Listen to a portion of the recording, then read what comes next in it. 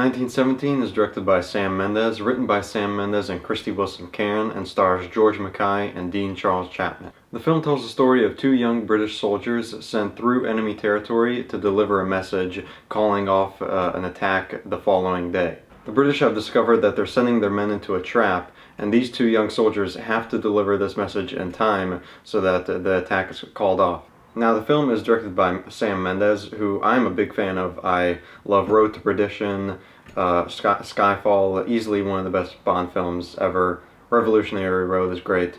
I think Sam Mendes is a phenomenal director. He definitely is a director that has an eye for visuals, and that comes across extremely well here, and it's actually quite needed because this entire film is made to look like one take.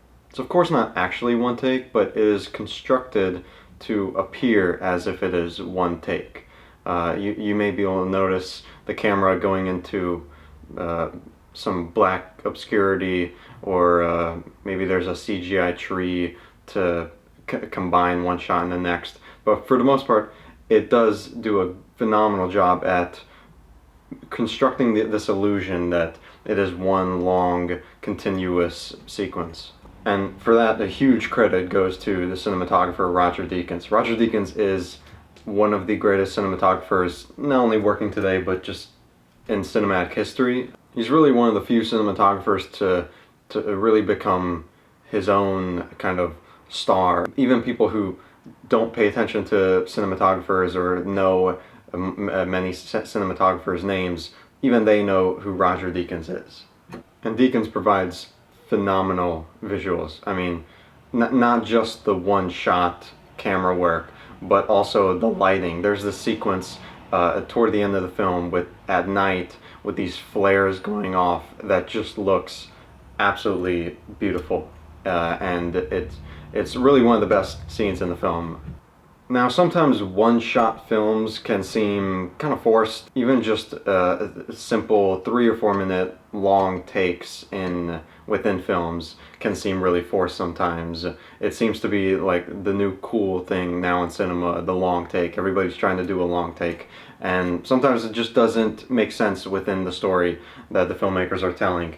Not here though. The one-shot throughout this entire film is made to immerse the viewer into the experience, really let them feel like they are these soldiers in the midst of this gigantic, horrible war. And it really pays off.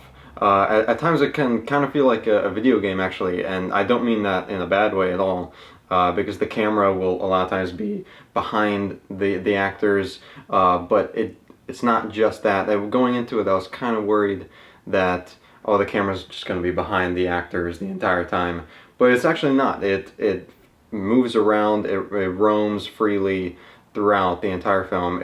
So it'll be behind the actors at one point, and then on their sides, and then in front of them. And sometimes we even get God-eye view shots from above. And so it never becomes stale. Deakins and Mendes always find a way to give us something new, a new vantage point.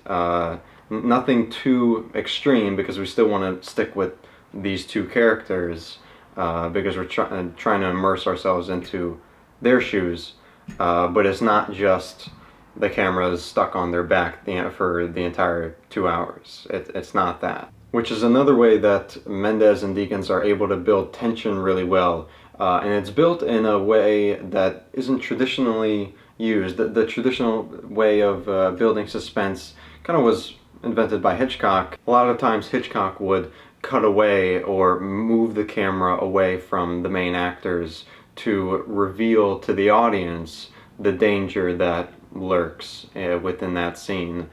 So we as the audience know the danger, but the characters don't know, and that's what builds the tension.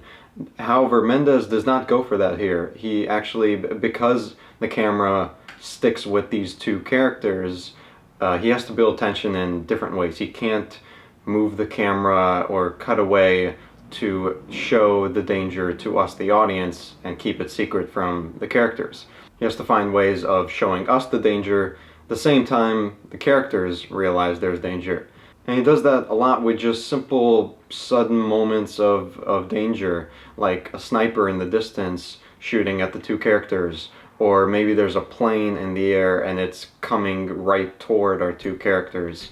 And as he does that more and more, the tension is built more and more, because now you've realized that there are no warning signs for you as the audience on when there is danger.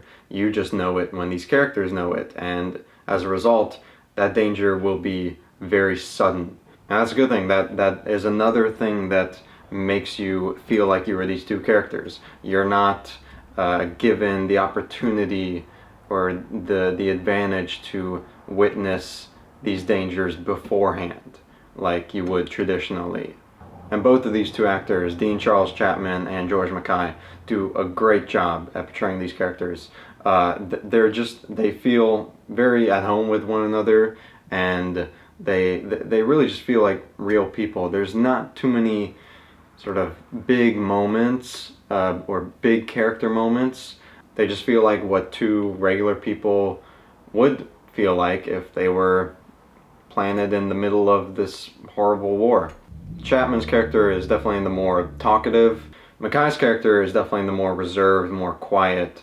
And MacKay, I think, definitely steals the show in this film, because his eyes, there's something behind those eyes that communicate a sense of world weariness despite his young age, and it definitely fits for his character. Now, some people have complained that there's not much character development, and I would agree with that and somewhat disagree.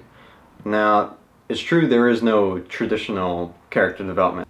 This film is more of an experience rather than a traditionally constructed narrative. These characters may not have arcs, but I do feel like I know them because of the great performances and because of their great banter together.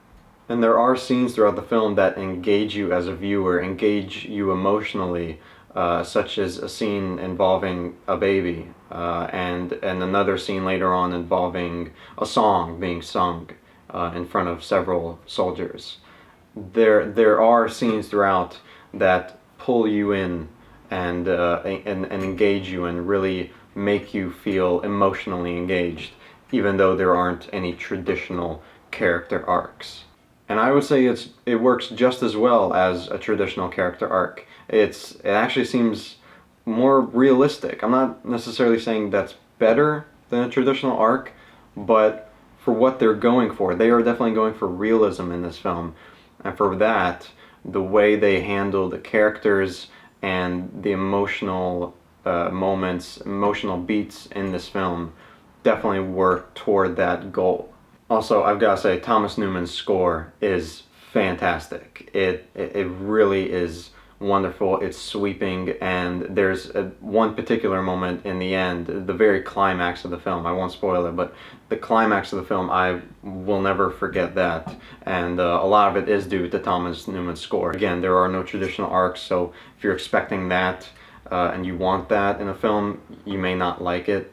But again, for what they are going for, that's how I'm judging the film. That's how I judge every film. For what are the filmmakers trying to achieve? What kind of vision are they trying to communicate?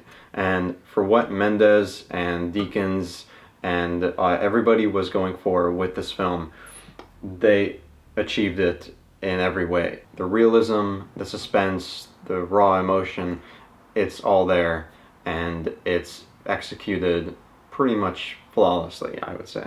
So I would highly suggest you watch it, especially if you're a fan of war films, or if you're a fan of Sam Mendes like I am, or if you like Roger Deakins, which, I mean, what film fan doesn't like Roger Deakins? So thank you so much for watching the review. It means a lot to me. And until next time, bye.